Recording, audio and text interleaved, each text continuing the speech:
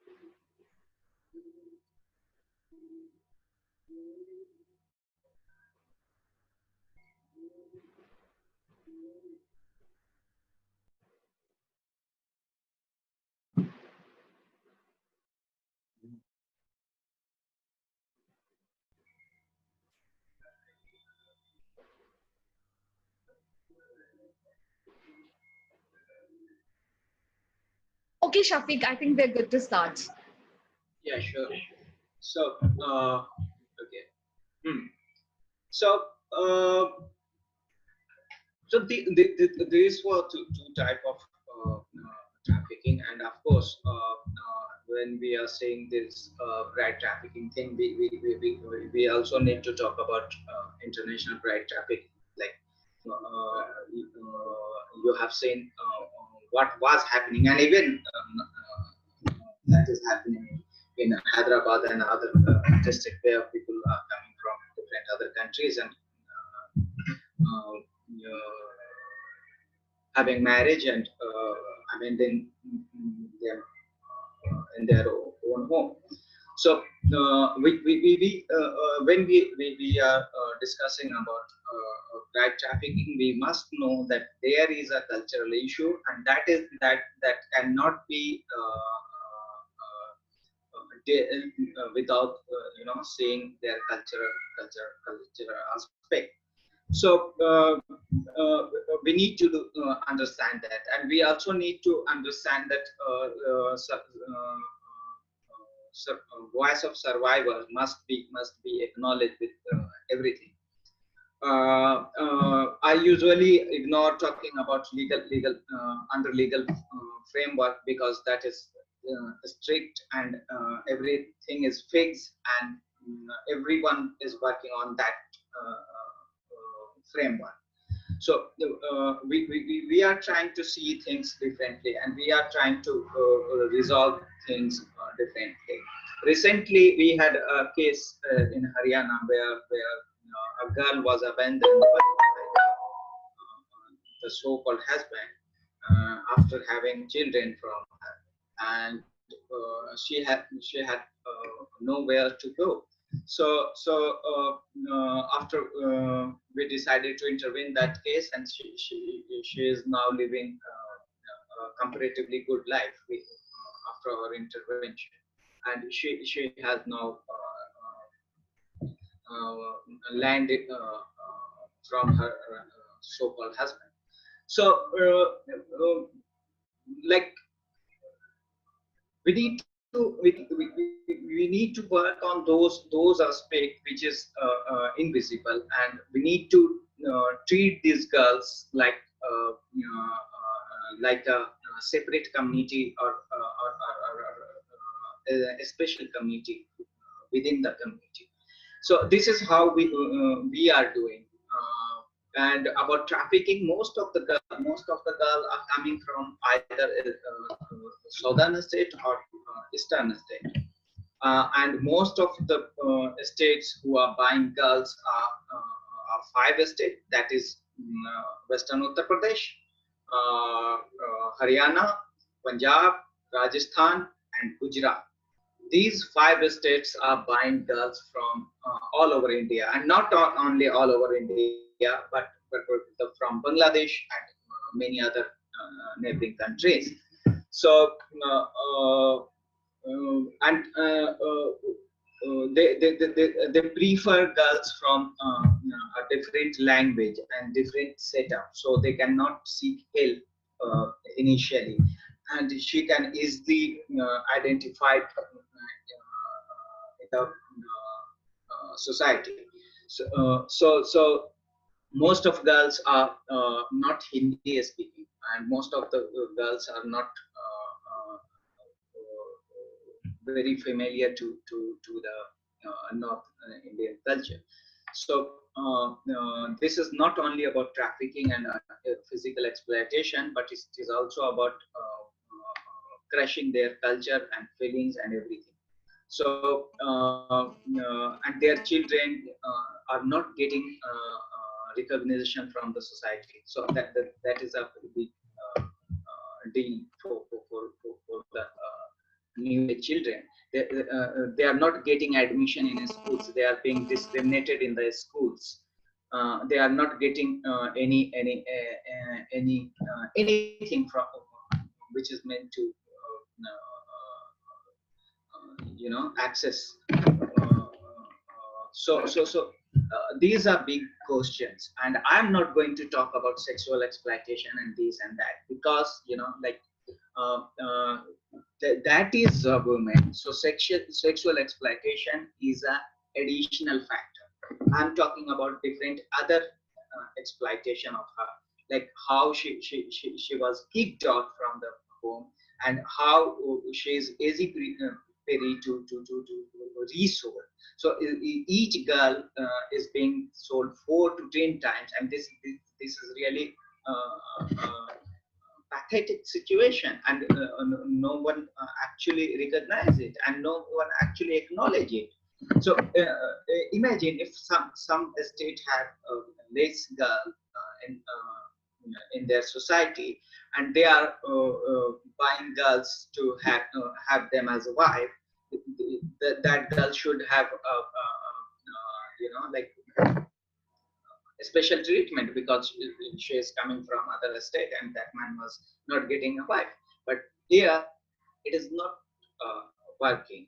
Here those girls are easily available by the trafficker, and people can buy anyone. So a man who is buying a 16 or 14-year-old girl can buy a new girl after 3 or 4 years.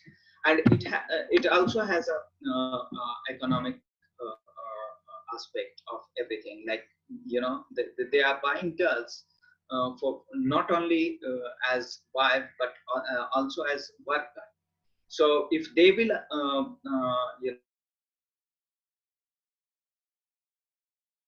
agricultural worker, then they have to pay 3,000 rupees per day to that worker. But if he is buying a girl for 20,000 rupees, she will work in the agricultural land, and she is women, so she can be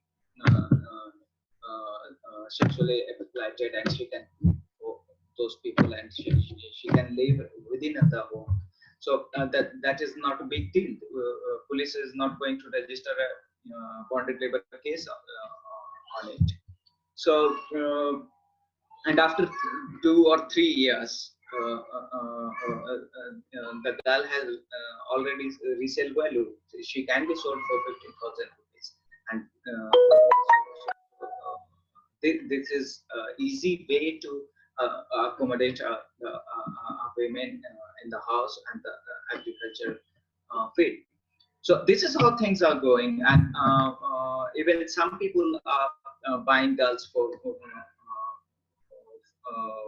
having some women in home, and all men of the family is sexually exploiting her, and if she is having a child, that is not big deal.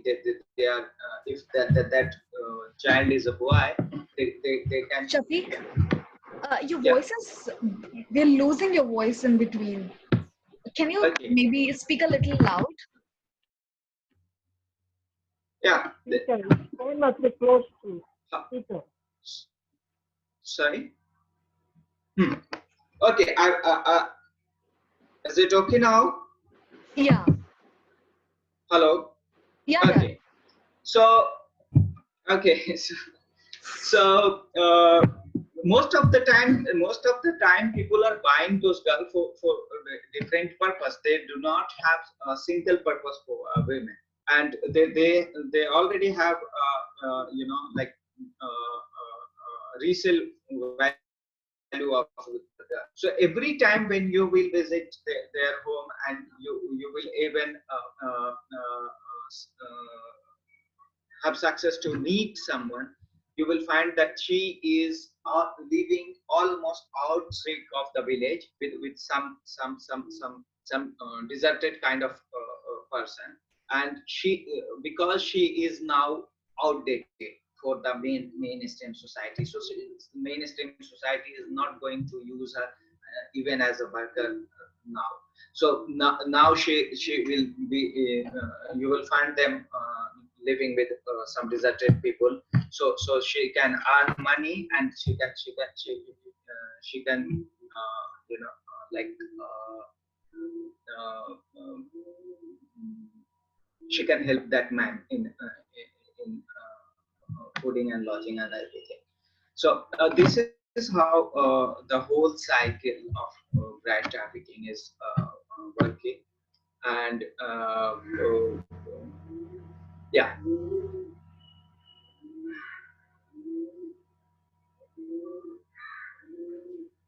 Okay. Shafiq, I have few questions, and then we will extend this to the participants to ask if they have any specific questions. Um, why do you think, I mean, can you give us one reason on why people from these states, like you mentioned Haryana, Rajasthan, Gujarat, and the other states that you mentioned, why are they sourcing? I mean, one reason for each state. So Haryana was part of Punjab, and Western Uttar Pradesh is also a part of Punjab. So there's all states have almost same reason of buying those girls, and that is a small land holding. They have a small land holding, and they cannot hire more workers, and they are not working in the field, those people like landowners, because of their cultural reason. So that's why they used to buy those girls for the agriculture purpose. And even I said, like, these people use what for Buddha Frosh for the traffickers. That means it has become kind of cultural thing since long. So yeah. So, and Gujarat had this what I mean. There is issue of sex ratio, but also there are some Gujarat and Rajasthan has some cultural practices even that is going on in these days, these people can rent out their wives some landlord and some influential people. So these practices are coming with a new kind of like idea, and they are getting girls from different other source. So this can be traced in their cultural track record, like it has a cultural track. Okay. Okay. And I mean, does this happen even with rich rich income groups, or is it mostly to do with lower or middle class income groups? So, like income group is comparable thing. Like about 6-7 years ago, we had rescued a girl. She was English honors, and she was from South. I don't want to name the city. So she was sold to a family, and they were landlords. They had a lot of big land, and they had everything in their home. So this is happening everywhere. Like that's not about like who are buying, but actually powerful people and those who have money are buying those girls. Have not buy girls. So yeah. So they used to buy second or third or fourth hand. Uh, uh, uh, so they are fourth hand, fifth hand, or even ninth or tenth hand. But the major first buyer is always a wealthy man. Okay. First Okay. buyer, yeah. And then Hello. Yeah. Hello. Have you conducting any study where this Yeah. is the south? You are also mentioning it, Andhra and Telangana.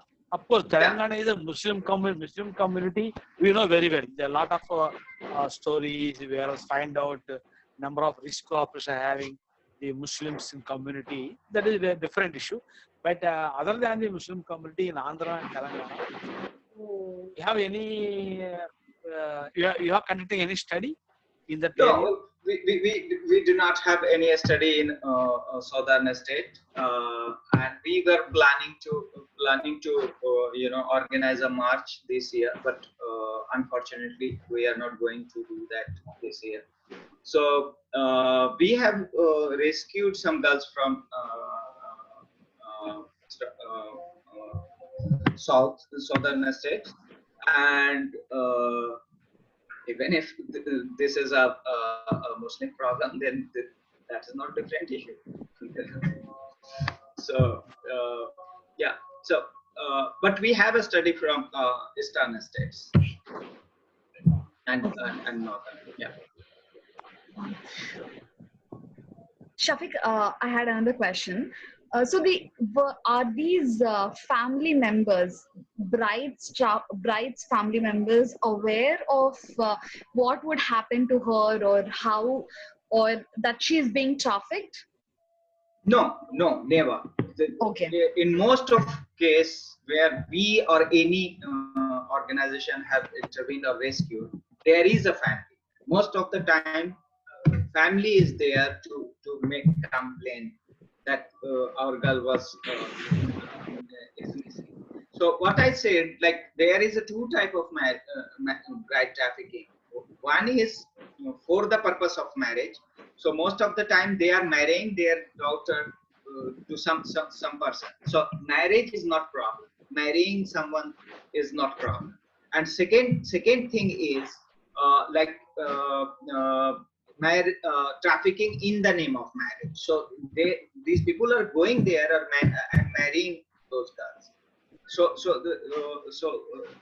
in both cases, they are sending their girls for marriage or sometime for work or anything, but they are not giving consent to sell out their daughters or anything.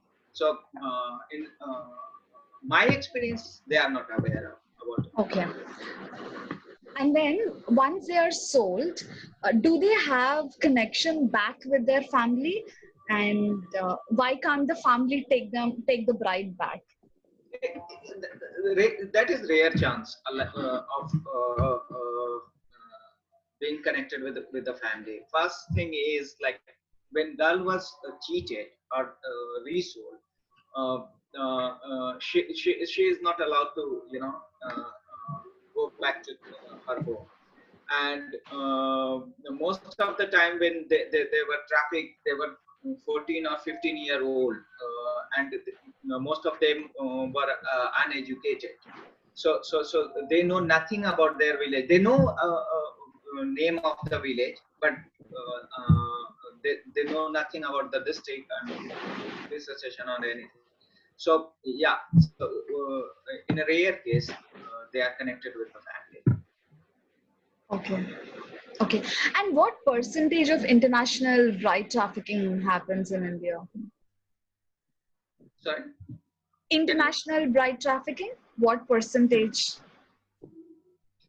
So I cannot say anything about percentage, but bride trafficking, international bride trafficking is happening in some areas, and that is identical. Like Punjab is one of major source, and Muslim majorities area of Telangana or Andhra is another major source for international bride trafficking. So yeah, and in domestic bride trafficking, very I mean that is secular. So everyone is there. Like I have met a lot of girls who are not Muslim, and majority are not Muslim because Okay. What are the countries? are still mandatory. I was asking, what are the countries that they are trafficked to mostly? International trafficking is like most of those trafficking happening from Gulf or I mean Europe. So yeah. So I mean each source have a different destination. Each source have a different destination. So if someone is coming from Europe, then he will prefer north, and if someone is coming from African or Gulf countries, they will prefer south. So Okay. this is very clear. Okay, sure. So does any of the participants have any other questions? Yes, I have one. Shafiq, as you said about the bride trafficking, you said there are two Your types. voice One is for the feeble. Could you speak a little loud? Yeah, as Shafiq said, that bride trafficking is like it is done in two ways. One is for the purpose of marriage, and the other one is in the name of marriage, right? So in both these cases, the treatment of the girl, is it different or is it the same? Does the girl go through the same? Almost life? same. Yeah, almost same. Result is almost same. And one is sham marriage in the name of marriage, or another is forced marriage. But treatment is almost same. Okay, when you're saying that is forced marriage, that means there is no consent of the girl or the girl's family. Yeah, true. So they just sell. I'm sorry. In both marriages, in both type of marriages, there is no consent from the family or even the girl. So because in one marriage, like the sham marriage or the in the name of marriage, family is marrying their daughter to Mr. A, and she is being resold to Mr. B and C. So that is not consent. So there is no legal document regarding these kind of marriages. No. There is no legal document in this trafficking thing, but we have witnessed some fake documents as well. Like when you will go there with the police to rescue someone, and then you will find them with some documents showing like we are married or something like that. But these are fake documents, and they do not even allow them to have voter ID or any other documents. Okay. Hello. So this payment when they make for the bride, is it they give it to the parents, to the family, or there are some mediators that get this work? I said like there is a professional trafficking network. So they are professionals. They are traffickers, and Okay. these people call them, name them as Burda Frosh. Burda Frosh is Okay. Persian term for traffickers, slave traders. Okay. So the family doesn't get any money, Yeah. or do they get? In most of case, in some case, yes. In some case, yes. Family means some aunt or someone. So So, for tomorrow, if they want to rescue their daughter, how can they go about doing that? yeah. So the family is parent and siblings, so they are not getting any money. But if the family is aunt, uncle, or other extended family members, then they are getting the money. No, but if they want to rescue their daughter, how will they do that? Like, So how can they find help? they can simply first register a missing complaint, or if they are being cheated, they can inform the police, and then police will do the needful. Like yeah, Okay. first they need to go to the police first, okay. And they should share each and everything with them. Even if they have received some money, they should acknowledge that we have received the money, and what was the intention of receiving that money. So if they were not selling their girls and getting the money as loan or something like that, that would be and should be considered by the court of law. Okay. Thank you. Yeah. Hello, Yeah, Shiva, go ahead. Shavik. Hello, Shavik, Yeah. sir. Yeah. You are especially pointing the Hyderabad, Telangana, and Andhra Pradesh. Yeah. What is the reason, bro? So There are many. Okay. Same. yeah. So as I said, like we have very less study about. I mean, actually no study about southern state, because we have very less presence. We have two people there who are helping us in locating case and finding their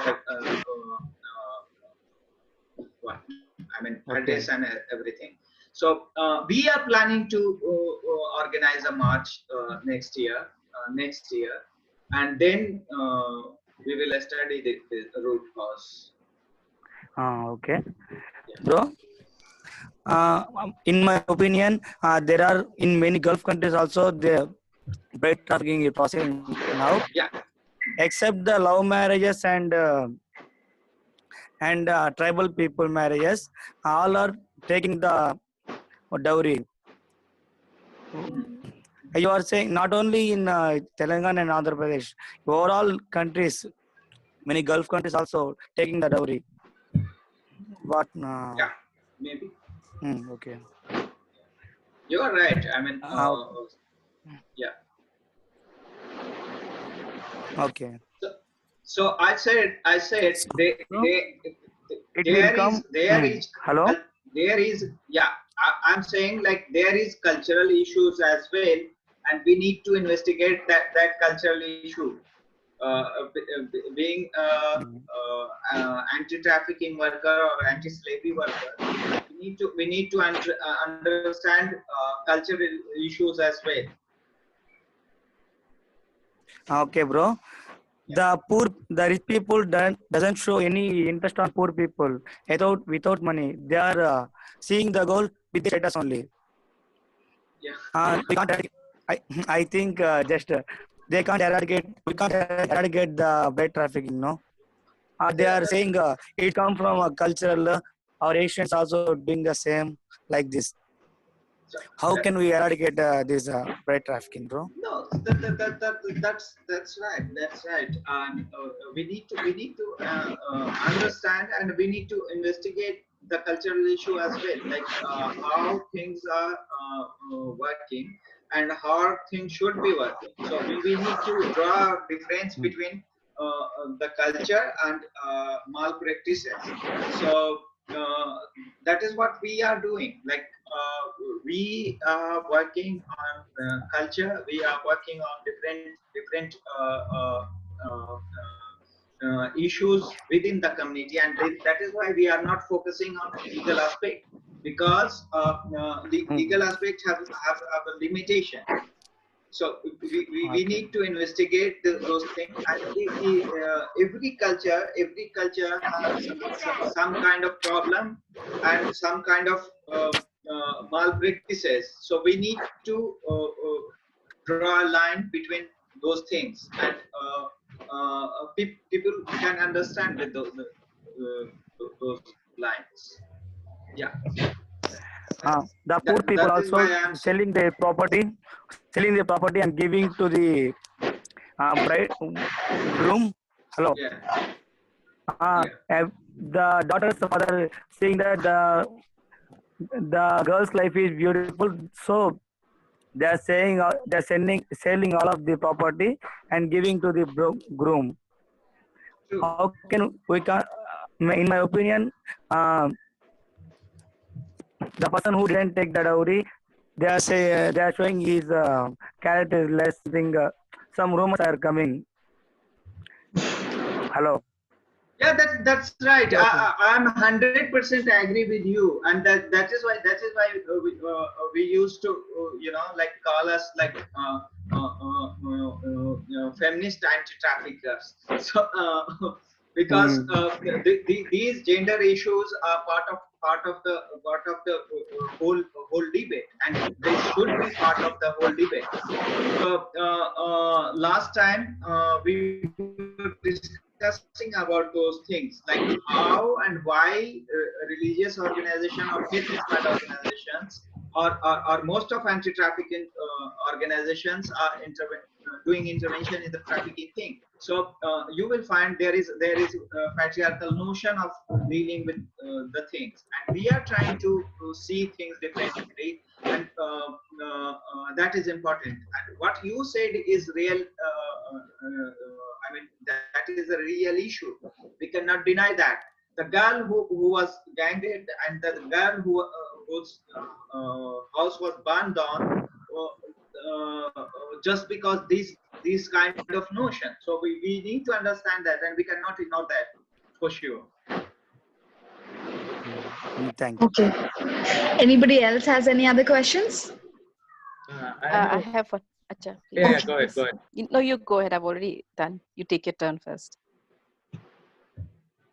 I just wanted to know what are the traps by which these brides or these women are taken by, because in labor trafficking we see so many traps like money and such things, but in this it can be different. It can be different by culture or whatever. So I just want to understand those traps. So yeah, so as I said, and even Shiva Kumar was mentioning the things.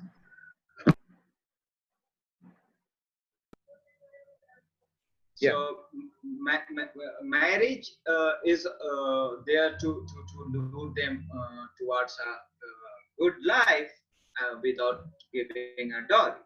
So in both cases, be it in the name of marriage or sham marriage or for the purpose of marriage, both the time traffickers are using marriage for luring them. Marriage and a good life. That's it. Because why I want to understand is also the background is there are what do you call typical like original marriages that can also happen, or original work can also be given, but how to identify the difference between the both, like fake things and the original things? Yeah, that is an interesting question, and like this is happening everywhere. Like most of the time when those people will go there, if you, me, or anyone is marrying some girl from some far away area, we used to know each other's family, and we used to know each other. In this case, you will find like most of those people have fake identities. They will always use a fake identity to do things. So when mobile was introduced for the first time, that became really difficult for us, because most of the time girls were falling in love with the boy over the phone, and they are playing with together, and if they are in love, then the man is selling that girl to another family. In 2017, we have rescued a trafficker who sold 5 girls from the same family. So this is risk, and we need to investigate about the thing. Like if someone is saying like if he is coming from that particular area, that should be verified. We have, and that is not working now because of COVID thing. We had a helpline number in 4 languages: Assamese, Bangla, Hindi, and English, to extend help to the community, so we can verify identity of the people as well. So recently in Ranchi, a Punjabi man was trying to marry a girl, and then there was a phone from a local activist, and we verified, and we found that that is a fake person. So they inform the police. So if one is marrying their daughter to someone, they have to check their credentials.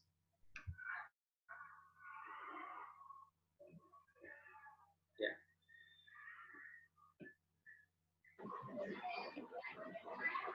Hazel, you had a question? Yeah, I had almost similar question what he asked. Okay. Yeah. Anybody else? One more question I have, but you mentioned they are not taking legal aspect into consideration. But without legal, let me correct myself. My organization is doing those parts, but as a person, me, I'm not interested in legal part. So yeah. So when I was offered to be here, she was asking me if I can talk about legal things. So I said no. Someone else can discuss about legal things. I cannot. That is not my field. Yeah. Because without the legal part, it becomes very difficult to rescue. So legal part is important for conviction, and a large number of organizations are working on conviction part, and you can see the result in conviction. That is very low, and that is very pathetic. So yeah. So we are trying to fix things around, within the society. So a movement against slavery should be initiated within the society. So we are trying to develop that. We are trying to train those survivor leaders, like who were once trafficked and blah blah. So they can take lead on the ground, and they can share their things. So this is how we are working as an organization. And yes, there is a team who is looking after legal things as well, because as an organization you have to follow the norms. Yeah. I have a question. Yeah. And my question is, In your experience, with all your experience, I guess it must be different with different situations. But generally, how much time does it take? Between the time you were intimated and the time you actually were able to rescue the girl. How much time generally does it take before It the girl is depends. rescued? Yeah, it depends on situation. So sometimes we can do that within a day, and sometimes it takes months because of situation. So it depends on situation actually. Okay, I have a follow-up question to that.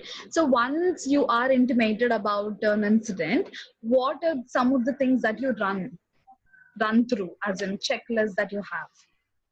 Yeah. So first thing is like when someone is informing something about a minor girl, then there is a simple procedure you can do, like you should inform a nodal officer of the trafficking, and then things will be move on. But if a girl is major, no one is going to pay any heed on your complaint. So you have to meet the girl, take her consent, be it on record, video record or on paper, and then you will proceed further for rescue operation. So first thing is taking consent of the girl. If she is not ready to be rescued, you cannot rescue her. And initially, we have made a lot of mistakes, like going to the girl and suddenly trying to rescue her. Then, in most of those cases, our attempt was failed because of the pressure on the girl. And as I mentioned, like they are not in visible chains, but they are in chain. Traffickers are, far better counselor than any anti-trafficking NGOs have.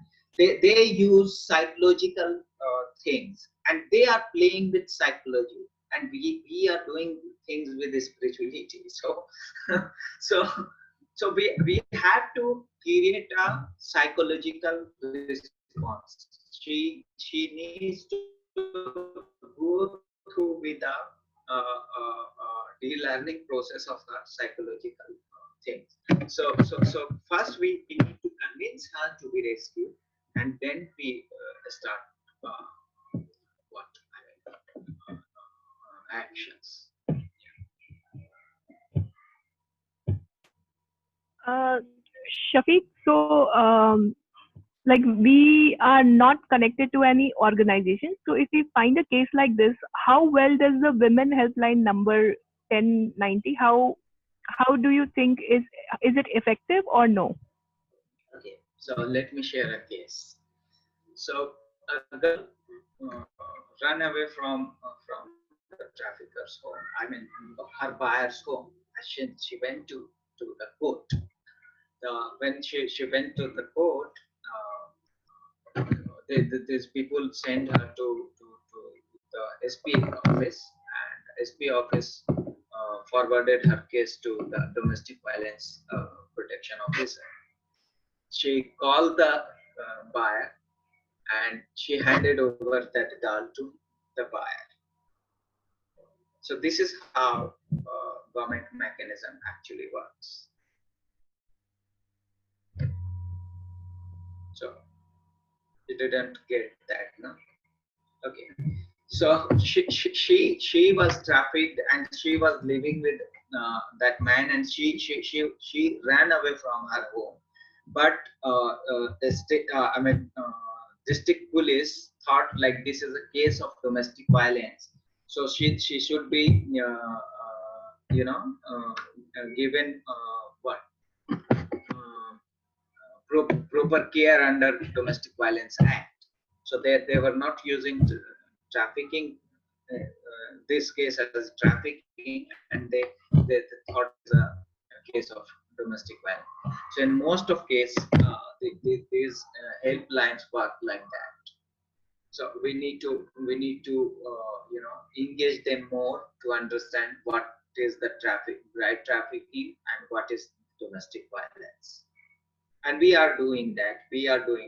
Like if every 2 or 3 years we used to organize a march in different districts. We organize trainings for police officials and others, especially to deal with cases of major women. Like if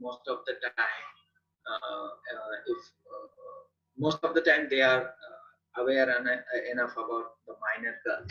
But if a girl is 19-year-old, then there is different way to deal the case. So we are trying to do that.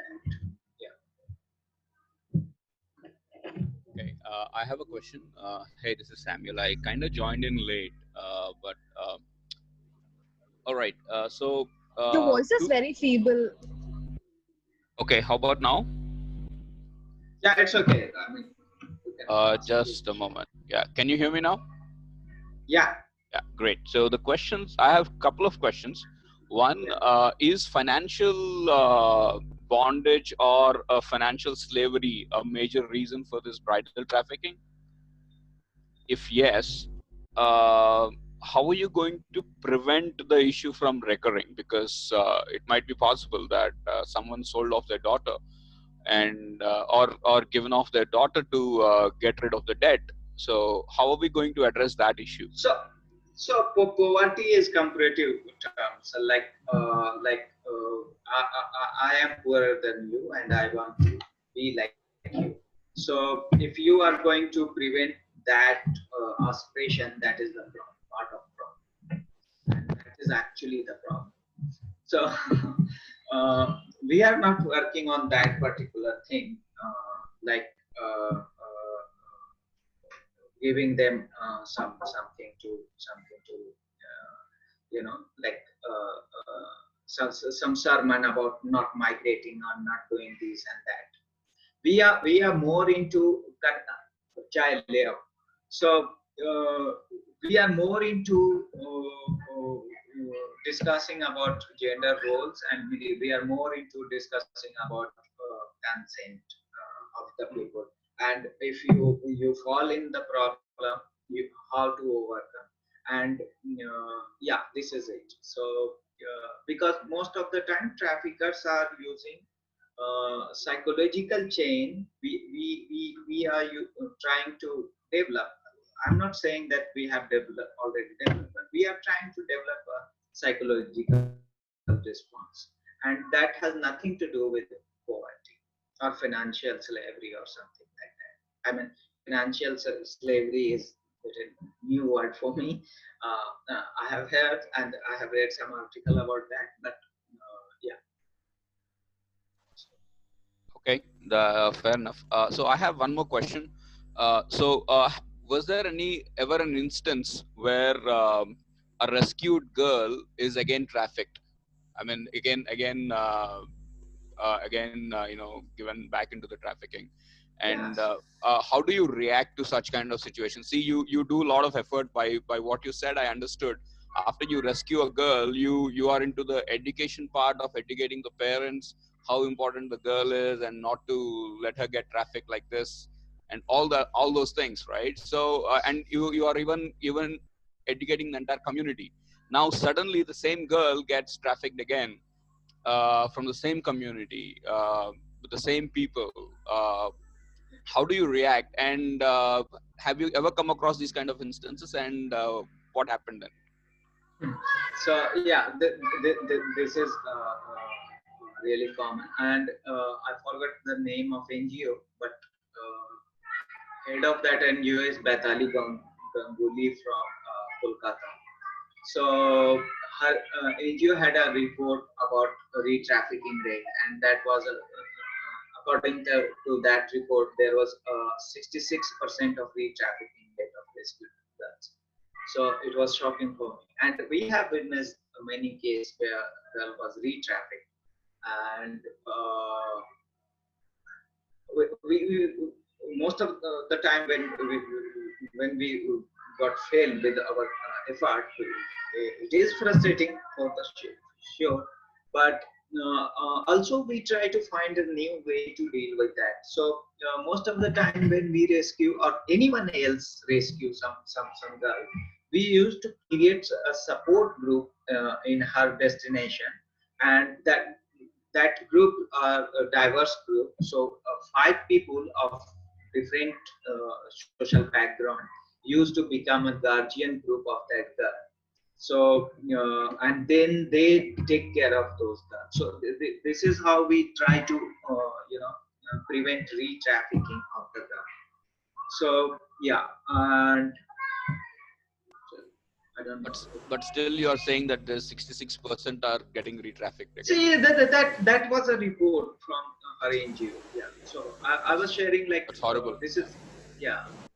So this is a problem, and in most of cases this is happening. So we have started a new thing to engage local people, a diverse group of 5 people with women representation, local panchayat leader representation, and retired person representation. We make a group of 5 people who used to mentor that particular girl, and we also make sure that all 5 people should not be from a same religious or caste or ethnic group. So they should be diverse.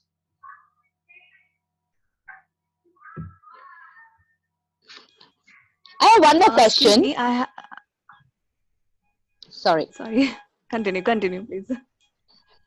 My question is, could you help identify, you mentioned 5 states in the north that, are involved in bride trafficking. Could you help identify some of those, either cities or villages or towns, you started from Gujarat, Rajasthan. So could you help identify some of these places, please?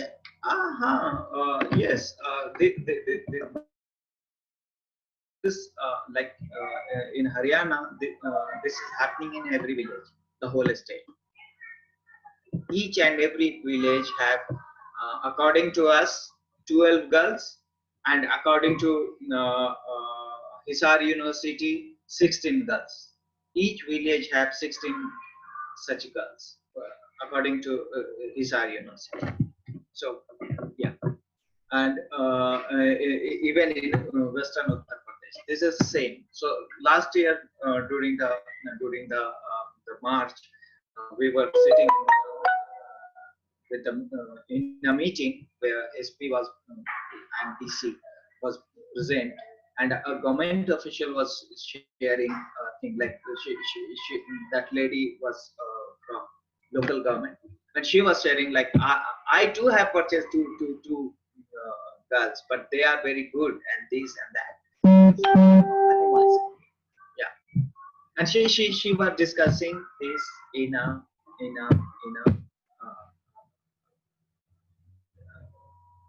meeting. I mean, where DC and SP was present. So you can imagine how common practice is this.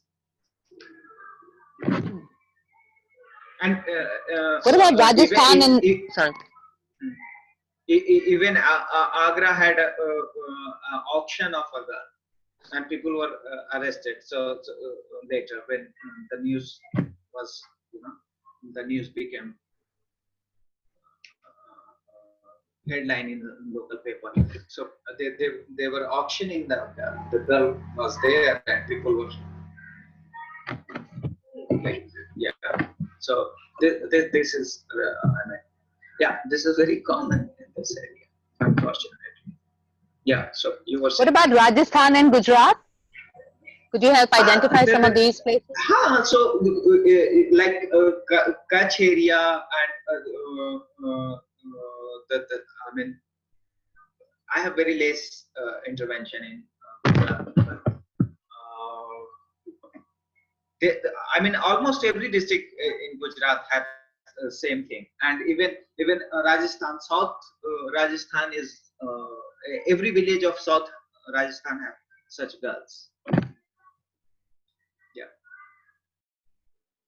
Thank you. Ludhiana of Punjab is full of these things. So there is not fixed area for the trafficking, but yes, there is an area for as you can say that, like a transit point. Like Sonipat is one of major like transit point for the traffic, and Hisar is transit point for the trafficking. You can go there and you can meet people and discuss and ask them for girl, and they will provide you a girl. So yeah, so those districts are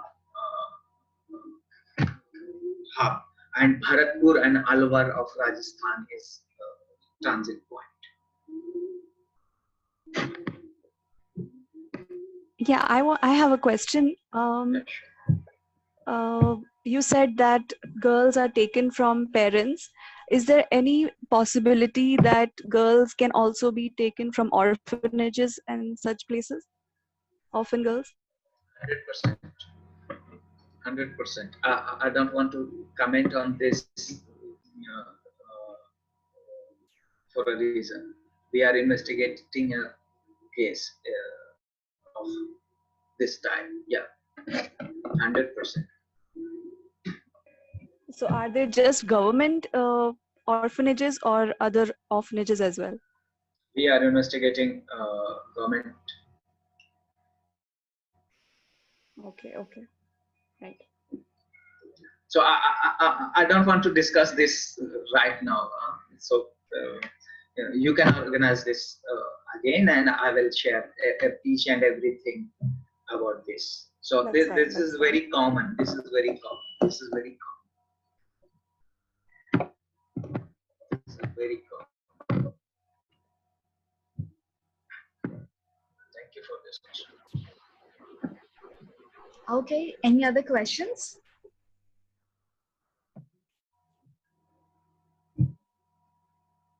I think we are good. Yeah, sure. I think we are good. So thank you everybody for joining, especially thank you Shafiq for making time for us. This has been really good learning for us. And we will have our eyes open for instances and maybe see if we can connect with you again in future. Thank you so much for your time. Thanks Thank you. everybody. Thank you, Shafiq. Thank you, Chris Wright. Thank you. Bye. Thank you, Chris. Thank you. Thank you, Priscilla. Thank you so much.